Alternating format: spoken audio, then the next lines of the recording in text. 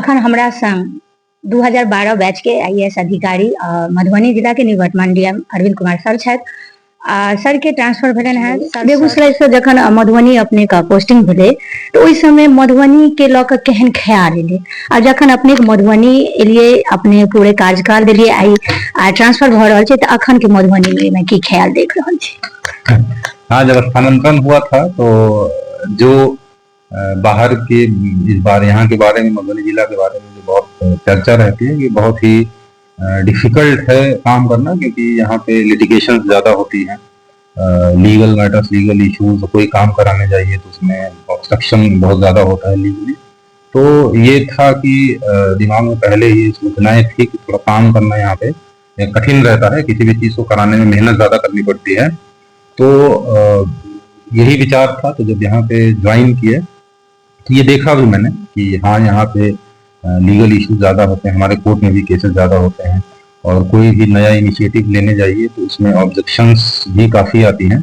लेकिन एक चीज 3 साल काम करने के बाद ये लगा कि अगर आप लगातार उसमें प्रयास करते रहिए तो उतना पेस पे तो नहीं, लेकिन काम हो जाता है। मतलब आप कोशिश करते रहिए उसमें भी, तो जो भी लीगल इश्यूज आते हैं आप उसको रिजॉल्व करते चलें और जिससे काम निकलता है। और साथ ही साथ फायदेमंद भी रहा, बहुत ही एनरिचिंग यहाँ पे एक्सपीरियंस रहा, और हम लोगों के लिए भी, मेरे लिए व्यक्तिगत रूप से, और जो भी अधिकारी यहाँ पोस्टिंग रहते हैं उसमें एक बहुत ही लर्निंग अलग प्रकार की जिले में होती है, क्योंकि तब आप ये सीख जाते हैं कि कोई भी आप डिसीजन ले रहे हैं तो उसको अगर चैलेंज किया जाएगा लीगली तो उसमें आपका क्या जवाब रहेगा। तो हमेशा आप ऐसे निर्णय लेते हैं जो कि बहुत लीगली साउंड होता है और कम से कम लोग उसको चैलेंज करते हैं।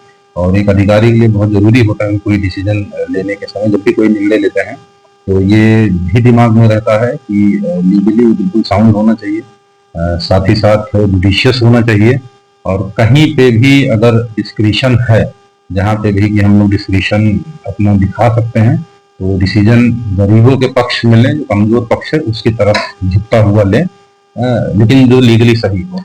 तो इस चीज की ट्रेनिंग इस जिले में बहुत अच्छे से होती है।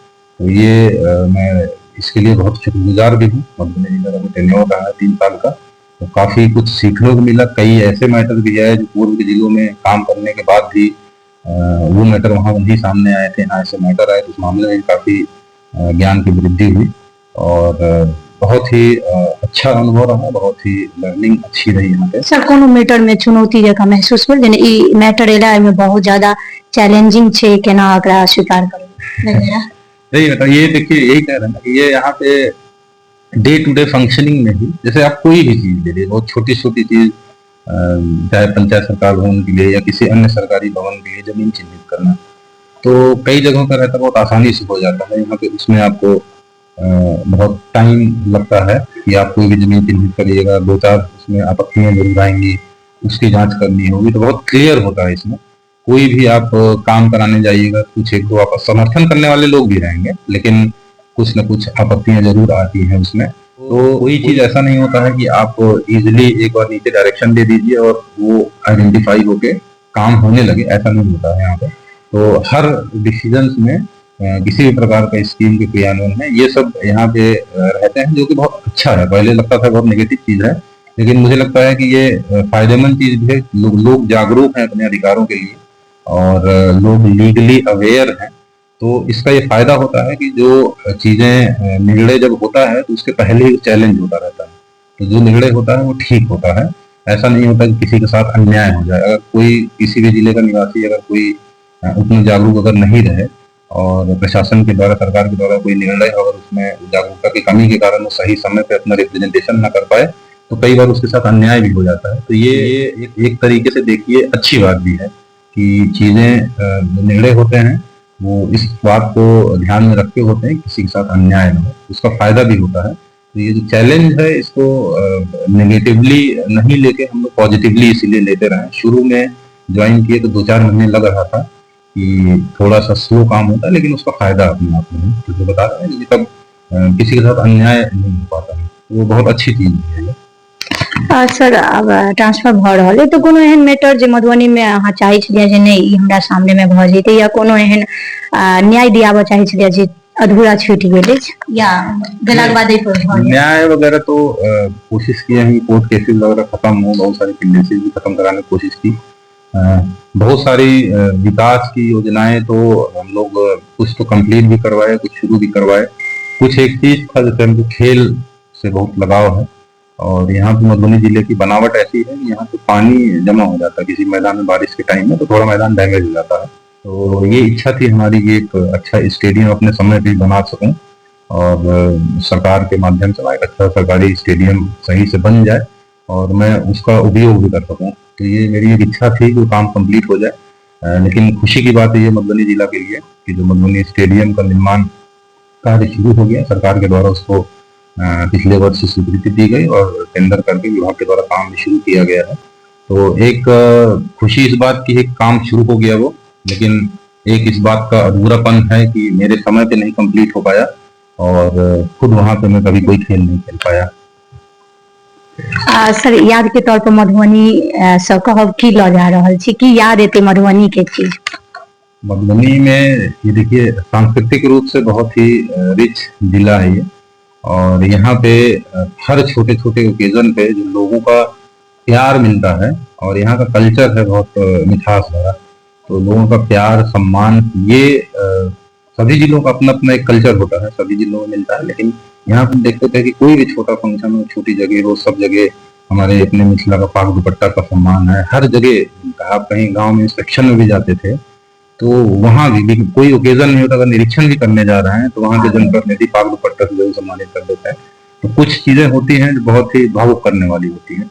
और 3 साल यहाँ रहे और लोगों का प्यार मिला, और जो सम्मान वाला यहाँ का कल्चर है, ये चीज हमेशा दिल में बसेगी, हमेशा याद रहेगी कि मधुबनी में कहीं भी जाते थे, चाहे जांच में जा रहे हो, चाहे किसी कार्यक्रम में जा रहे हो, हर जगह ये पाग दुपट्टा का जो कल्चर है ये बहुत ही भाव विभोर करने वाला और एक अच्छा आनंददायक अनुभूति देता है। साथ ही साथ यहाँ पे जो कलाकारों की जो मिथिला पेंटिंग आप लोग जानते हैं तो विश्वविख्यात है, तो कलाकार मिथिला पेंटिंग का जो मेहनत है वो देख के बहुत ही आश्चर्यचकित होने वाली बात होती है। एक कलाकार जो पेंटिंग बनाता है कितना माइन्यूट डिटेल में जाके उसको तैयार करता है, इतना खूबसूरत। तो ये बाहर से देखने वालों को शायद ये चीज ना समझ में आए, यहाँ रहने के बाद ये महसूस हुआ कि वो दिखता है जो आउटपुट जो इतना सुंदर होता है, उसके पीछे कितनी कड़ी मेहनत होती है, लगन होती है। तो ये भी मुझे रियलाइज हुआ कि यहाँ के जिला में ये चीज होती है, किसी चीज को कोई लेते हैं उसको बहुत डीप में जाके बहुत अच्छे से उसका एग्जीक्यूशन करते हैं, कोई हड़बड़ाहट में नहीं, कोई नहीं। तो ये क्वालिटी भी जो है बहुत प्रभावित करने वाली होती है। खान पान का यहाँ पे बहुत ही आवभगत का बहुत ही अच्छा कल्चर है। कई बार पेट की कैपेसिटी से ज्यादा लोग खिलाने लगते हैं, तो लेकिन एक खुशी तो होती है। जैसे आप किसी भी फंक्शन में अगर जाइए तो आप लोग तो यही नहीं, लेकिन स्वीट वगैरह बहुत और जो है तो वो लोग बहुत खिलाए, गुलाब जामुन कपड़ा, जैसे 1-2 फंक्शन में जाने का अवसर मिला था। तो यहाँ पे ये जो आवभगत का कल्चर है ये भी बहुत अच्छा है। तो हालांकि स्वास्थ्य को देखते हुए बहुत ज्यादा नहीं खाना चाहिए पेट से कैपेसिटी से ज्यादा, लेकिन मैंने देखा है जो लोगों का वो रहता है तो आदमी उस प्यार में उस भाव में खा जाता है एक दिन के लिए। तो ये एक बहुत ही ऐसी चीज है जो हमेशा दिल में रहेगी।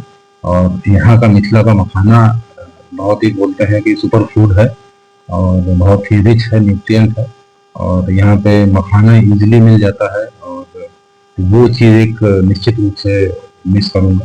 तो यही 3-4 चीज़ें हैं, और लोगों का प्यार है और जो काम में सहयोग मिला, तो ये सारी चीज़ें हमेशा दिल में बसी रहेंगी। 3 साल काम करने के बाद आप किसी भी जगह पे रहिए तो एक वो जगह परिवार जैसी लगने लगती है। तो मधुबनी जिला को एक मैं अपना घर और परिवार के रूप में ही हमेशा मेरे दिल में रहेगा। चलो, बहुत बहुत धन्यवाद सर, और आशा करब जो मधुबनी जिला के जतेक जनता छथि ओहो अहाँ के हमेशा याद करे और अहाँ अपन भविष्य में फ्यूचर में हमेशा आगा बढ़ी। जय मिथिला, जय मैथिली, धन्यवाद।